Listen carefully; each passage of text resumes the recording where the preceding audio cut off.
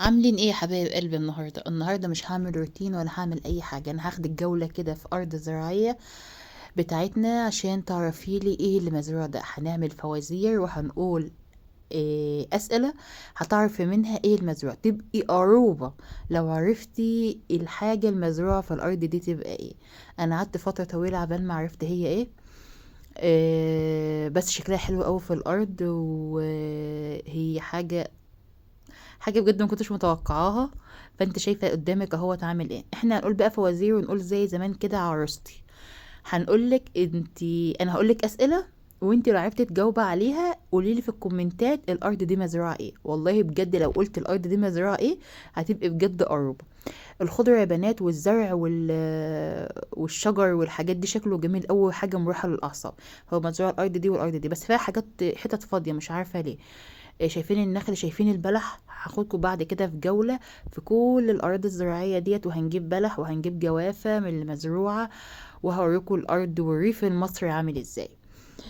تعالي بقى نقول شوية أسئلة كده أو حاجات ونقول عروستي كده، ونشوف مين اللي هتقدر تجاوب وهتجاوب عليها من أي سؤال. يعني أي سؤال أنا سألته ففهمتيه وعرفتي الأرض مزروعة ايه. تعالي كده نبدأ ونقول أنا حبة صغننة بتطحني على العيش أو الكحك، ألاقي نفسي متزين وشكلي حلو فوق الوش. أنا مين؟ طب لما بيطحنوني أبقى بيضاني وعلى العيش والمشاوي يحبوني. طب أنا مين؟ كمان يا بنات في أسئلة تانية. لو عرفتي جاوب على طول وقولي انت عرفتي أي سؤال هو اللي عرفك الإجابة. بيقولوا عليا مفتاح الخير في الحواديت ومفتاح الصحة في المطبخ. أنا مين؟ في زيوت غير مشبعة وسمعتي بين الرياضيين عالية. طب أنا مين؟ كمان يا ولاد أنا بذرة شرقية قديمة، سافرت مع القوافل من بابل لمصر والنهاردة عليا طلب كبير. أنا مين؟ لو اتحطيت على العسل أعمل دوتو خطير. أنا مين؟ لو يخلص الشعر من الجفاف ويتحط قبل الحمام بخفة. أنا مين؟ في كالسيوم وحديد وبروتين رغم انه صغير ومش باين. طب انا مين؟ لما اتحمص ريحة تشمع الخاطر، يعني تقلب المكان. انا مين؟ اخويا الاسمر واخويا الابيض احنا الاتنين من اصل واحد. طب احنا مين؟ انا آلة شعبية اسمها على اسمي، تتعزف في السويس والاسماعيلية. انا مين؟ إيه، انا حلوة ومغذية. انا مين؟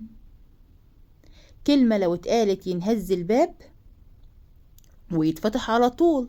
طب انا مين؟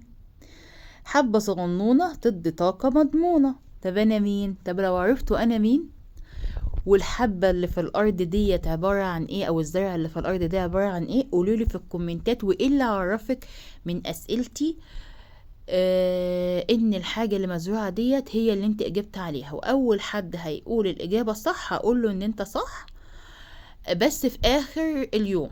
يعني مش هنقول صح علشان كله يجاوب وكله يبقى فاهم ان كان هو جاوب صح ولا لا. انا عايزه اقول لكم ان الفيديو النهارده انا عملته عشان بجد انا كنت محتاره، اول مره اشوفها. ما شفتهاش قبل كده، فكنت محتاره، فعايزه اشوف ان كنتوا انتوا قربات كده ولا على الله حكايتكم زي. يا رب يكون الفيديو عجبكم النهارده من قناتي، والسلام عليكم ورحمه الله وبركاته.